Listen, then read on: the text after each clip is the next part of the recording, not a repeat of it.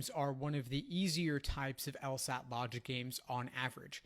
And one of the things that typically indicates an ordering game is that you have a sequence of variables that are being ranked or are occurring over a period of time. Oftentimes, none of them are occurring simultaneously, and that is your indication that they must be ordered because nothing is happening at the same time. They'll often involve placing variables in specific slots and telling you that they cannot be in other slots. They often involve variables occurring consecutively or being adjacent to each other, or not being consecutive and not being adjacent to each other. They'll often involve placing spaces between variables and telling you that certain variables must come before or after other variables. So keywords are before, after, sequences in order, chronologies involving time or numbers, rankings, days of the week. Those are all typically associated with ordering games. In harder games, they might involve some elements of this, but also involved other things as well. But on average, if you see these keywords, you see these concepts, you're often going to be dealing with an ordering game.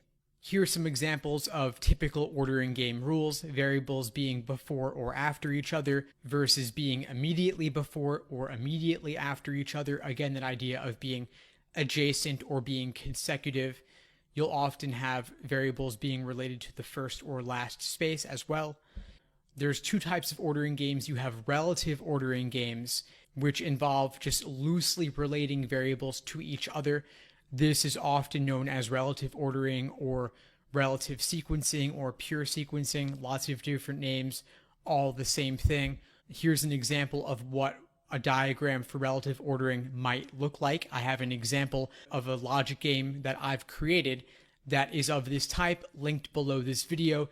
On the other hand, you have strict ordering games, which involve placing variables in relation to specific slots on a diagram. And here's an example of what that might look like. So you see here we have 7 slots and we're inserting variables onto specific slots. Again, I have an example of a game like this one linked below this video if you'd like to check that out and see what that looks like in practice.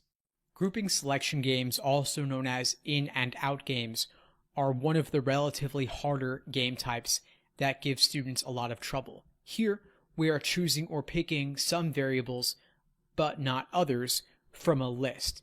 These games often involve conditional rules, conditional reasoning, such that if we have one variable, then we do not have another variable, or if we lack a variable, then we must have another. So a lot of these games come down to the difference between having a positive variable, then a negative variable, versus a negative arrow positive. And I have some links to articles below this video relevant to this game type and these concepts if you'd like to find out more. Now, common tasks these games involve: which variables must be selected or chosen to be in, which cannot be selected, chosen to be out, which variables require that others be chosen or not be chosen, and which variables being out require other variables to be chosen or not to be chosen. A lot there. It seems more abstract than it is. Real examples will make this more palatable and understandable for you. So again, links below this video with all the details on those concepts. Now, ultimately, our task is to determine which are chosen and which are not from the total set of variables. So here we have an example of what a diagram for a grouping selection game could look like. This is from a game that I created. There's a link to it below this video. Here we have, if G is in, then E must be out. So G requires not E. Positive variable requires a negative variable, and it's contrapositive. If E is in, then G must be out. So positive followed by negative, at least one of G and E must be out. On the contrary, we have a negative variable E followed by a positive variable J. So if E is out, then J must be in. Contrapositive, if J is out, then E must be in. So the J-E relationship establishes at least one variable in and the G-E relationship establishes at least one of G and E must be out. Now, I walk through the full setup for this game in the link below this video, but again, this is an example of what a fairly complicated in and out game diagram might look like. There are simpler games, there are more complex games, all within the selection category, and these are essential to understand. I cannot emphasize this enough. These games have come up again and again over the course of LSAT history. You have the classic Birds in the Forest game, Test 33 Game 2. You have the Photograph game, Test 45 Game 3. You have 58 Game 2 with the Volunteers. It goes on and on and on. So master this game type or else you're leaving points on the table. Again, lots of links to various articles and games illustrating these concepts below this video. Check them out. Can't emphasize it enough. Master this game type. Grouping splitting games have a lot in common with grouping in-out selection games because both game types involve dividing variables into two groups. For an in-out game, the groups are in and out. For splitting games, they're perhaps group 1 and group 2, group A and group B, and both game types involve lots of conditional logic. If one variable is in one place, then where does the other variable go? So we have if group 1, then group 2, or if not group 2, then not group 1, and of course variations on each of those. Again, same ideas, which variables must be together, what cannot be together, what can be in one group, what must be in one group, what cannot be in one group, and how do those variables relate to each other, of course. Our job for this game type is simply to determine which variables will be in one group and which will be in the other group. And here I have an example for you of what a grouping splitting game diagram might look like. Notice here that I'm using subscripts. We have if G sub H requires D sub J, then what would the contrapositive of that be? Well, if there are only two groups, let's say they're H and J, and D were not in J, what would that be? Well, if D were not in J, then D would be in H. And if G were not in H, then G would be in J. So the contrapositive of what's happening with G and D on the top diagram is what is happening with D and G on the bottom diagram. I really just included this diagram as an example, but couldn't help walking through it a little bit.